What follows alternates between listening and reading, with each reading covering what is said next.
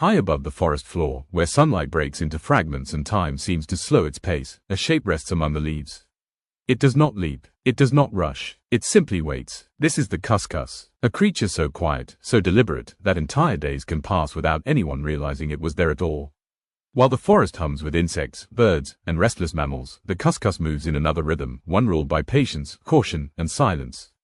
It is not a monkey. It is not a bear. It is not a sloth. It is a marsupial, an ancient lineage that carries its young in a pouch, a reminder of a time when mammals were still experimenting with survival. The Cuscus does not dominate the forest. It blends into it, an appearance made for stillness. At first glance, the Cuscus looks unreal, like a creature imagined rather than evolved. Its body is round, soft, almost plush-like, covered in thick fur that ranges from pale cream to deep brown, sometimes marked with darker patches. Its face is unmistakable, large, forward-facing eyes. A short, rounded snout. Slow blinking eyelids that reflect moonlight. These eyes are not made for daylight. They are built for the night. The Cuscus is nocturnal, and its vision is tuned to shadows, motion, and the faintest changes in light. When darkness falls, the forest becomes readable again. Its limbs are strong but unhurried. The hands and feet grip branches firmly, each finger ending in a curved claw. And then there is the tail, long, muscular, and prehensile, capable of curling tightly around branches, acting as both anchor and balance. This tail is not decoration. It is trust, a life above the ground. Cuscuses are creatures of the canopy. They live almost entirely in trees, rarely descending to the forest floor. In the dense rainforests of New Guinea, northern Australia, and surrounding islands, the treetops are safer, quieter, and rich with food. Up there, the Cuscus becomes nearly invisible. It rests during the day, curled tightly against a branch, fur blending with bark and moss. Predators pass below, birds fly overhead, the forest breathes, and the Cuscus waits. Movement without urgency. When the Cuscus moves, it does so slowly, not from weakness, but from strategy.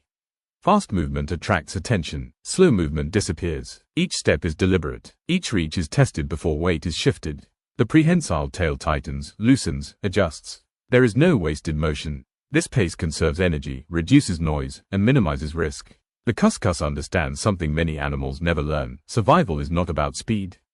It is about timing. Diet, a gentle consumption. The Cuscus is primarily herbivorous. Its diet consists of leaves, young shoots, fruits, flowers. This diet is low in calories and slow to digest, perfectly matching the Cuscus's unhurried lifestyle. Its digestive system is specialized to extract nutrients from tough plant matter, a process that takes time. This is another reason for its slow pace. Energy is precious. Every movement is calculated. Occasionally, small insects or eggs may supplement the diet, but these are rare exceptions, not rules. Solitude by design. Unlike many mammals, the Cuscus is largely solitary. There are no large groups, no constant vocal exchanges, no complex hierarchies, overlapping slightly with others, but encounters are brief and quiet.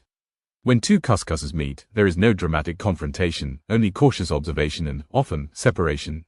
Silence is safety, reproduction and the pouch. As a marsupial, the Cuscus follows an ancient reproductive path. After a short gestation period, the newborn, tiny, blind, and fragile, crawls instinctively into the mother's pouch. There, it attaches and continues developing in warmth and darkness. The pouch is not just shelter. It is survival. For months, the young Cuscus remains protected, emerging slowly as strength grows. Even after leaving the pouch, the juvenile often clings to the mother's back, learning the rhythms of the canopy. Every movement is a lesson. Every pause, a warning. Predators and threats. Despite its camouflage and caution, the Cuscus is not without enemies. Natural predators include large birds of prey, snakes, monitor lizards, but the greatest threat is not claws or fangs. It is habitat loss. Deforestation, logging, and agricultural expansion have fragmented the forests the Cuscus depends on. When the canopy breaks, so does the world it understands. On the ground, the Cuscus is vulnerable. In the trees, it is at home. Humans and the Cuscus. In some regions, Cuscuses are hunted for meat or fur. In others, they are protected by local traditions and beliefs. To many indigenous cultures, the Cuscus is not just an animal, but a presence, a quiet neighbor in the trees. It does not challenge humans. It avoids them, and yet, human actions shape its fate. An animal of another tempo. The modern world moves fast. The Cuscus does not. It lives by an older clock, one measured in moon cycles, leaf growth, and the slow turning of seasons. It reminds us that not all intelligence is loud, and not all survival is aggressive. Some creatures endure by waiting, by blending, by knowing when not to move. And high in the canopy, as night falls and the forest exhales, the Cuscus opens its eyes once more, silent, patient, and perfectly adapted to a world that still has room for quiet lives.